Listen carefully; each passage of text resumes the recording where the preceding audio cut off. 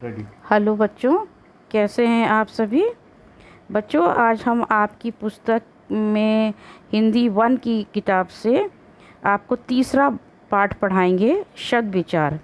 बच्चों, पिछली कक्षा में हमने आपको वर्ण विचार करवाया था। आशा है आप उस चैप्टर को अच्छे से समझ गए होंगे। अब आज हम आगे कराएंगे शब्द विचार।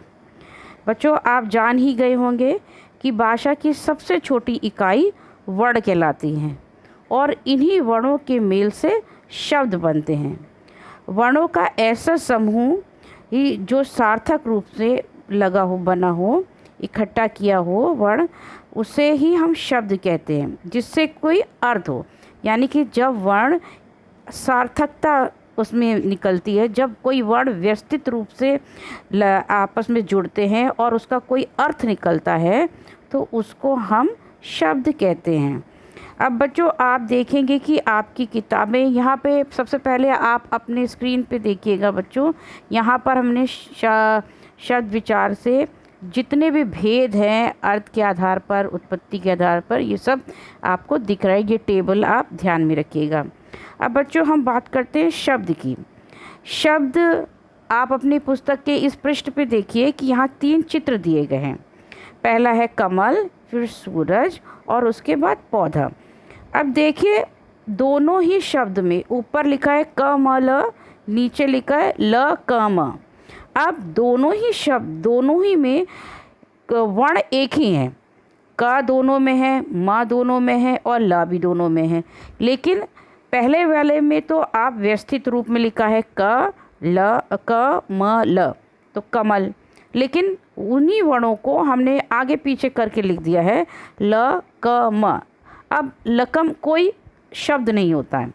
इससे पता चलता है कि जब वर्णों का सार्थक समूह हो, जब अच्छे से उनको लगाया जाए, सार्थकता से लगाया जाए, तभी उनका अर्थ निकलता है। तो ऐसे वर्णों को जो एक साथ अच्छे से सार्थकता से उनको लिखा गया हो, ऑर्डर में लिखा गया हो, तो ही ये शब्द बनाते हैं। इसकी परिभाषा होगी कि वर्णों के व्यवस्थित तथा सार्थक समूह को शब्द कहते हैं। वर्णों को कैसे भी लिख दिया जाए तो शब्द नहीं बनता है। जब तक उनका सार्थक समूह ना हो, तब तक वे शब्द नहीं कहलाते हैं। शब्द के भेद। अब शब्द के आप देखेंगे कि 4 भेद होते हैं: अर्थ के आधार पर, उत्पत्ति के आधार पर, रचना के आधार पर और प्रयोग के आधार पर।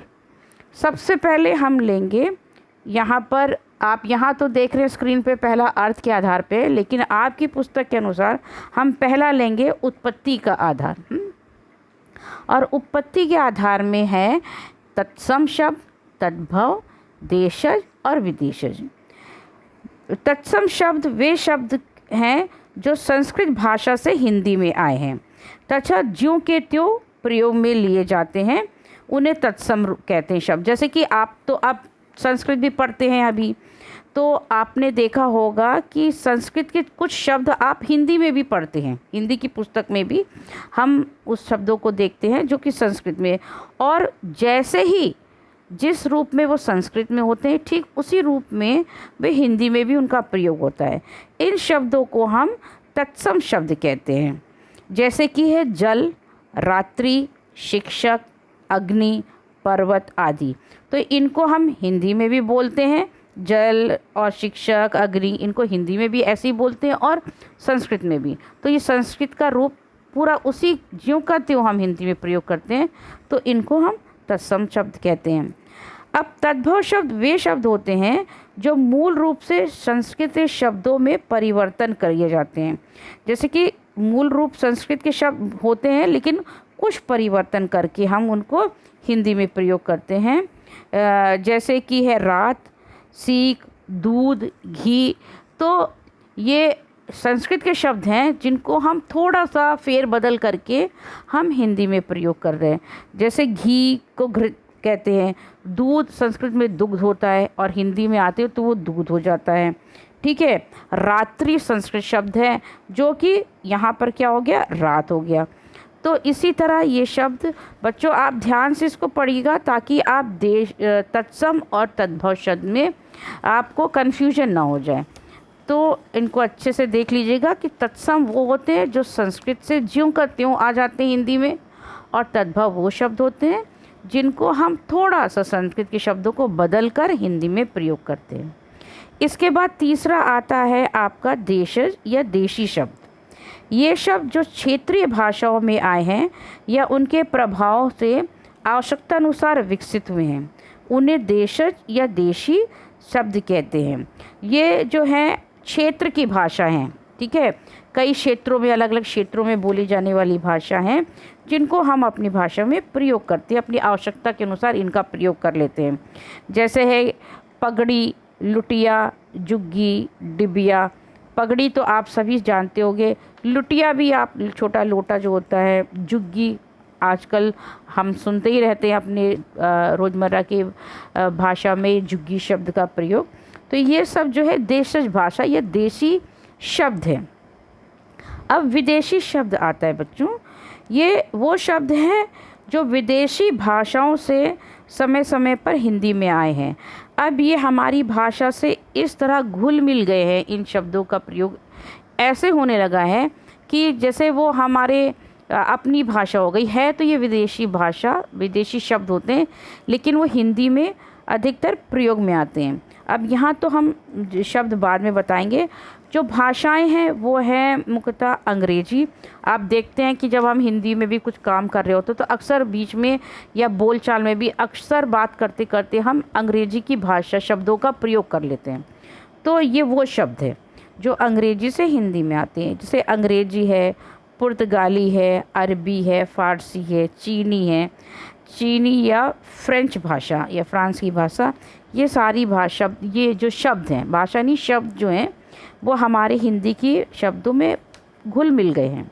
अब यहाँ पर हम आपको बताते हैं कि कौन कौन से शब्द कहाँ। वैसे तो अनेकों शब्द आए हैं दूसरी भाषाओं से, लेकिन कुछ शब्द हम बताते हैं। जैसे अंग्रेजी में हम रोज़ स्कूल बोलते हैं, हम स्कूल जा रहे हैं, आ रहे, स्कूल बंद है, खुला है, पर यह है अंग्रेजी का शब्द। इसके बाद station, pencil, coat, machine, engine, pen, ticket, fees, ये सब आपकी किताब में लिखा हुआ है, ये सब अंग्रेजी से आई हुई हैं। फिर पुर्तगाली शब्द जो है उसमें है जैसे तौलिया, अलमारी, बाल्टी, चाबी, तंबाकू, ये सब पोर्चुगीज़ भाषा के शब्द हैं। इसके बाद अरबी भाषा के जैसे कागज़। अब बच्चों कागज़ तो हम कितना यूज़ करते हैं रोज़ी की भाषा में। कानून, अमीर, गरीब, तकदीर, मालिक, फ़कीर, औरत, तो अक्ल, ये सारे शब्द इतने ज़्यादा हम अपने बोलचाल में प्रयोग करते हैं कि हमें लगता ही नहीं है कि ये विदेशी भाषा है। इसके अलावा फ़ारसी के शब्द हैं जैसे किताब, खूबसूरत, ज़मीन, गुलाब, आदमी, बाज़ार, जल्दी, दुकान। फिर तुर्की के शब्द हैं जैसे बहादुर, बेगम, बावर्ची, तोप, काबू, कैंची, चाकू, चम्मच। अब ये पीछे के 2-3 शब्द ऐसे हैं जो कि हम तो रोज़मर्रा में बोलते हैं।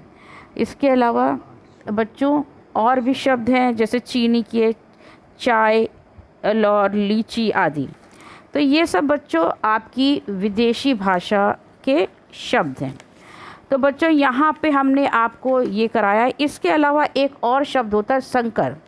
संकर शब्द वे होते हैं जो अलग अलग भाषाओं के मेल से बनने वाले शब्द होते हैं। जैसे उसमें हिंदी की, जैसे घड़ी साज, इसमें घड़ी हिंदी का है और साज शब्द जो है वो अरबी का है, तो घड़ी साज। रेल शब्द अंग्रेजी का है, गाड़ी शब्द जो हमारी देशी भाषा है, रेलगाड़ी, और वर्ष संस्कृत है, गांठ हिंदी, वर्षगांठ। तो इसी प्रकार संकर एक और भाषा शब्द है जो कि हमारी उत्पत्ति वाले में आते हैं। बच्चों यहाँ मैंने आपको उत्पत्ति के अनुसार, शब्दों की उत्पत्ति के आधार पर शब्दों की रचना कैसे होती है ये हमने बताया है। आगे के क्लासों में मैं अन्य अर्थ के आधार पर, रचना और प्रयोग के आधार पर समझाऊंगी।